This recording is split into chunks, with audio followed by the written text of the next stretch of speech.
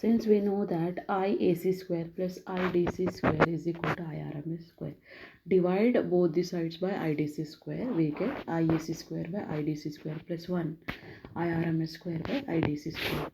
So here IDC square by IDC square is 1, and here we know that the ripple factor gamma is given by IAC by IDC. So here I am replacing IAC by IDC by gamma. Therefore, gamma square is equal to IRMS square plus IRMS square by IDC. This plus 1, if it comes here, it will be minus 1. So we want only the ripple factor gamma, which is equal to IRMS by IDC whole square minus 1 under root.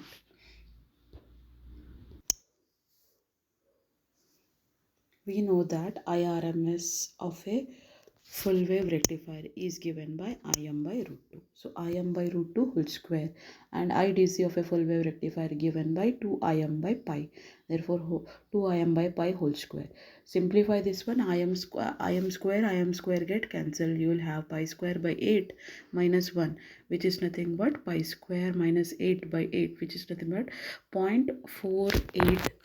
If you have observed, the ripple factor of a full wave rectifier is 1.21, whereas a half wave rectifier is 1.21.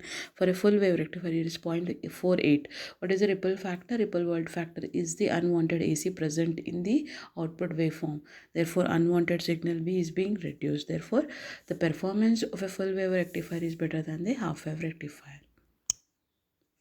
Now let us see the efficiency of a full wave rectifier given by eta, which is given by PDC by PAC, output power DC power output DC power by input AC power. So you know that PDC is IDC square into RL. DC output is present only at the across the load resistance RL, and RMS value or the AC value is present both at the diode, also at the output load resistance RL. That's why we have taken RF, where RF is the forward resistance of the diode. So IRMS square RL by RF. Now substituting here IDC of a full wave rectifier is 2 Im by pi. Substituting here IDC square, so 4 Im square by pi square into RL, where IRMS of a full wave rectifier is given by Im by root 2. Therefore, Im by root 2 whole square into RL plus RF. Simplifying this one, Im square get cancelled. You will have 4 here, 8 by pi square RL by RF. Taking this RL down, RF by RL.